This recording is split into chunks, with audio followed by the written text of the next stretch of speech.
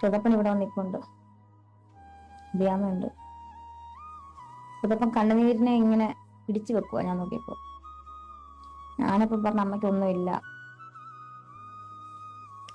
അധികം സംസാരിക്കാൻ പറ്റും, ഛർദിക്കുന്നു.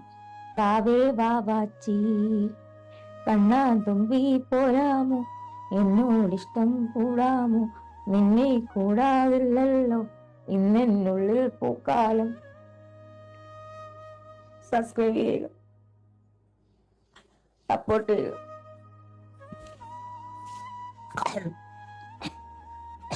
അസ്സലാമു അലൈക്കും, welcome back to Visal media. ഞാൻ ഫക്രുദ്ദീൻ പന്താവൂർ. രേണുസുധിയുടെ ഏറ്റവും പുതിയൊരു വീഡിയോ കണ്ടപ്പോൾ ഞാനിങ്ങനെ ആലോചിച്ചത്, നമുക്ക് നല്ല കാലത്ത് നമ്മുടെ കൂടെ ഉണ്ടാവുന്ന ആളുകളൊന്നും നമുക്കൊരു അസുഖം വരുമ്പോൾ നമ്മുടെ കൂടെ ഉണ്ടാവില്ല. ഇവർ ഈ അവസ്ഥയിലാകുമ്പോഴും ഇവരെ കുറ്റപ്പെടുത്താൻ എത്ര ആളുകളെന്നറിയോ? സൈബർ ആക്രമണങ്ങൾ, നീ പണ്ട് അങ്ങനെയല്ലേ ഇങ്ങനെയല്ലേ, ഇങ്ങനെ മനുഷ്യർക്ക് ഇങ്ങനെ ആവാൻ കഴിയുന്നത്. അവരിപ്പോൾ അവരുടെ കീമോ ചെയ്യുന്ന ഒരു അവസ്ഥയിലാണ്. കണ്ടില്ലേ, ആ പഴയ മുടിയും സൗന്ദര്യങ്ങളൊക്കെ പോയി അവരവരുടെ രീതിയിൽ സന്തോഷിച്ചിരുന്നതാണ്. ഇപ്പോൾ മുടിയെല്ലാം പോയിട്ട് അവർക്ക് വയ്യ, തലയിലാകെ പശ പോലെ, എപ്പോഴും ഛർദ്ദിക്കുക, ആകെ ക്ഷീണം, മരണം മുന്നിൽ കാണുന്നൊരു നിമിഷം. തൻ്റെ കുഞ്ഞിന് താനില്ലാതെ വേറെ ആരാ ഉള്ളത്, അച്ഛനില്ല. ഈ അവസ്ഥയിലാണ്. ആ കുഞ്ഞിനെ കുറിച്ച് ഓർത്തിട്ടാണ് അവരെ സങ്കടം. എനിക്ക് തീരെ വയ്യ, എണീക്കാൻ പറ്റാത്ത അവസ്ഥയാണ്. തലയൊന്നും നേരെ നിൽക്കുന്നില്ല. എങ്കിൽ പോലും എൻ്റെ ഹെയർ കട്ട് ഞാൻ ചെയ്തു. ഇപ്പോഴത്തെ എൻ്റെ അവസ്ഥ വളരെ മോശമാണ്.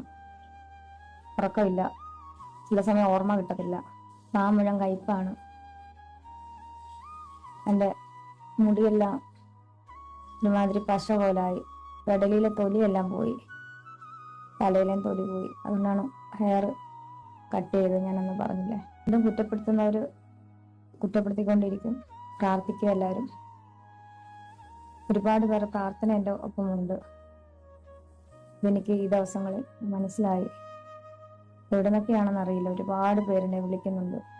പലരും എന്നെ കാണാൻ വന്നു, പലരും എന്നെ കാണാൻ വന്നില്ല. അവരോടൊന്നും പരിഭവമില്ല, കാണാൻ വന്നവരോട് നന്ദി മാത്രം. ഇനി ഒരുപാട് കീമോ ഉണ്ട്. ഇതൊക്കെ എങ്ങനെ ഞാൻ മറികടക്കുമെന്ന് എനിക്ക് അറിയില്ല. ചില സമയം എല്ലാവരും പറയും രേണുസുധി ഭയങ്കര മനക്കരുത്തുള്ള കുട്ടിയാണ്. സത്യമാണ്. പക്ഷെ ശാരീരികമായിട്ട് രോഗം വന്നു കഴിഞ്ഞാൽ നമ്മൾ പെട്ടുപോകും. എന്നെപ്പോലെ തന്നെ രോഗമുള്ള ഒരു പ്രശസ്ത, പേരൊന്നും പറയുന്നില്ല, അവർ ഞാനും തമ്മിൽ സംസാരിക്കാറുണ്ട്. അവർക്ക് അന്ന് എല്ലാവരും ഉണ്ടായിരുന്നു, സൗന്ദര്യവും സമ്പത്തും എല്ലാം ഉള്ളപ്പോൾ അവർക്ക് എല്ലാവരും ഉണ്ടായിരുന്നു. ഇന്ന് അവർക്ക് ആരുമില്ല. ഇതുപോലെ തന്നെയാണ്. എനിക്കാരും ഇല്ലെന്നല്ല പറഞ്ഞത്, ഉള്ളവരുണ്ട്. ഏറ്റവും കൂടുതൽ എൻ്റെ സഹോദരി എന്നെ നോക്കുന്നുണ്ട്. ഇപ്പൊ പിന്നെ അതൊക്കെ കാണുമ്പോഴാണ് കിടക്കണ്ടെന്നുള്ള ചിന്ത വരുന്നത്. കഴിഞ്ഞ ദിവസം മുടി വെട്ടിക്കൊണ്ടിരിക്കുക, ഞാൻ ഉദ്ഘാടനം ചെയ്ത എൻ്റെ സലൂൺ, അവരാണ് ഇവിടെ വന്നത്. ആ പെൺകുട്ടികളുടെ കണ്ണ് നിറയുവാണ്. ഞാനിപ്പോ ഒന്നും ശ്രദ്ധിച്ചില്ല. ചിതപ്പൻ ഇവിടെ വന്നിപ്പുണ്ട്, ബ്യാമുണ്ട്. ചിതപ്പം കണ്ണുനീരിനെ ഇങ്ങനെ പിടിച്ചു വെക്കുക. ഞാൻ നോക്കിയപ്പോ ഞാനിപ്പോ പറഞ്ഞ അമ്മയ്ക്കൊന്നുമില്ല. അധികം സംസാരിക്കാൻ പറ്റും, ഛർദിക്കുന്നു. അമ്മയ്ക്കൊന്നുമില്ല, അമ്മ തിരിച്ചു വരും. ഇപ്പറോടൊപ്പം പറഞ്ഞ പഴയ ഒരു ഫോട്ടോ കാണിച്ചു തന്നെ, എനിക്ക് മുടിയുള്ള ഫോട്ടോ. എൻ്റെ അമ്മ ഇങ്ങനെ വന്നാൽ മതി. ഈ അമ്മയല്ല, പഴയ അമ്മയായിട്ട് അമ്മ വരണം. ചേച്ചി കഴിഞ്ഞ ദിവസം എൻ്റെ മോരത് പറഞ്ഞപ്പോ മൂത്ത മോള്, ചേച്ചിയുടെ മൂത്ത മോള് ചേച്ചി, അതിന് അമ്മയുടെ മോനല്ലല്ലോ, അമ്മയുടെ അനിയത്തിയല്ലേ. അപ്പൊ അവള് പറഞ്ഞു, നിന്നേക്കാൾ മുന്നേ കണ്ട ഞാൻ അവളെയാ, അവൻ്റെ മോനാന്ന് പറഞ്ഞു. അമ്മയ്ക്ക് ഒട്ടും വയ്യ, ശ്വാസം മുട്ടല.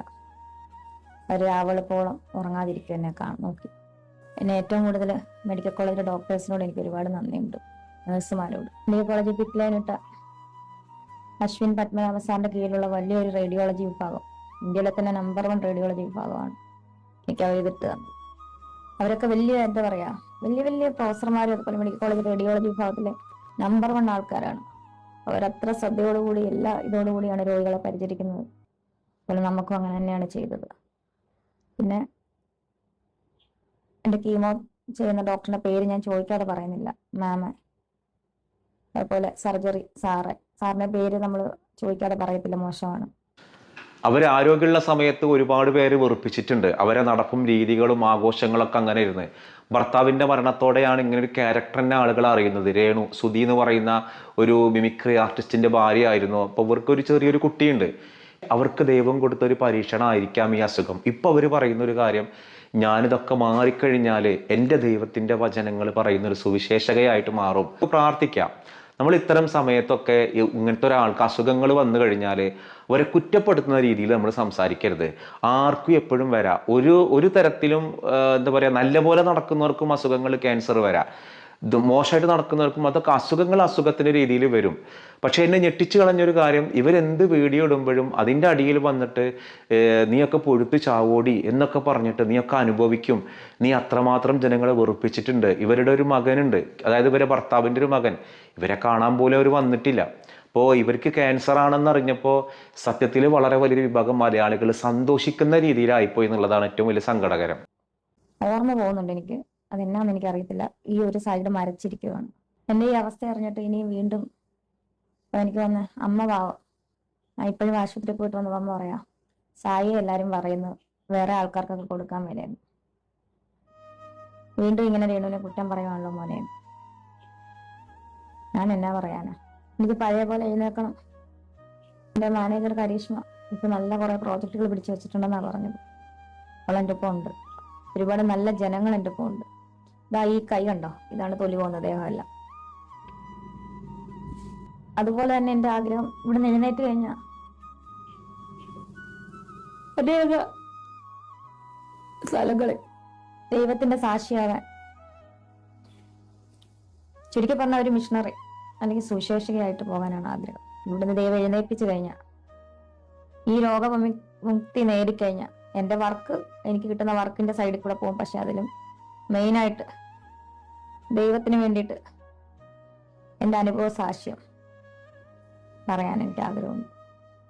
ഇപ്പൊ തന്നെ എനിക്ക് ആ സ്റ്റേജുകൾ ഞാൻ ഇപ്പോഴും എൻ്റെ കണ്ണിൽ ഞാൻ കാണുന്നുണ്ട്. ഞാൻ നിന്ന് പ്രസംഗിക്കുന്ന പ്രത്യാശയുണ്ട് കഴിയുമെന്ന്.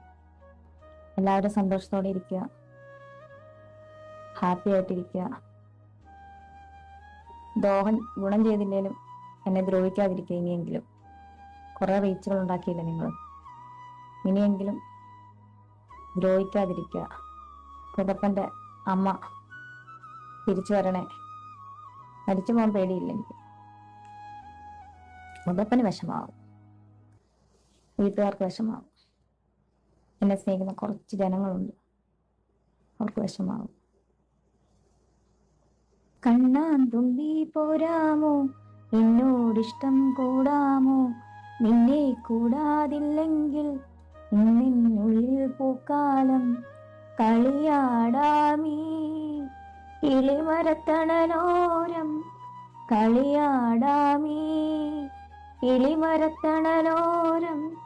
കണ്ണാൻ തുമ്പി പോരാമോ, എന്നോടിഷ്ടം കൂടാമോ, തിത്തേ തിത്തേ നൃത്തം വെക്കും പൂന്തന്നൽ, നൃത്തം വെക്കാനെത്തുന്നുണ്ടേ പല്ലക്കിൽ, എന്തേ പോരാത്തോ വാവേ വാവാച്ചി. കണ്ണാൻ തുമ്പി പോരാമോ, എന്നോടിഷ്ടം കൂടാമോ, നിന്നെ കൂടാതില്ലല്ലോ ഇന്നെന്നുള്ളിൽ പൂക്കാലം. സബ്സ്ക്രൈബ് ചെയ്യുക, സപ്പോർട്ട് ചെയ്യുക.